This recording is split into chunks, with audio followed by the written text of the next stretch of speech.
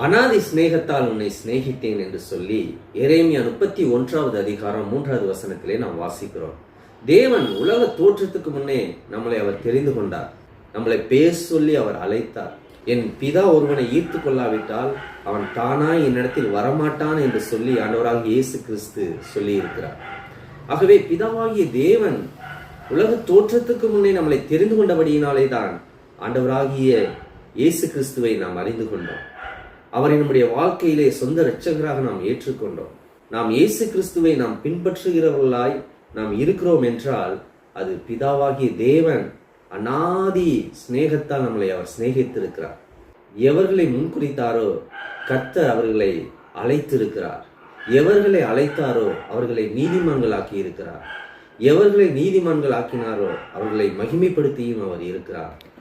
ஆகவே கர்த்தர் நம்மளை நேசிக்கிறவராக அவர் இருக்கிறார். நிச்சயம் கர்த்தர் நம்மளை ஆசீர்வதிப்பாராக. God bless you.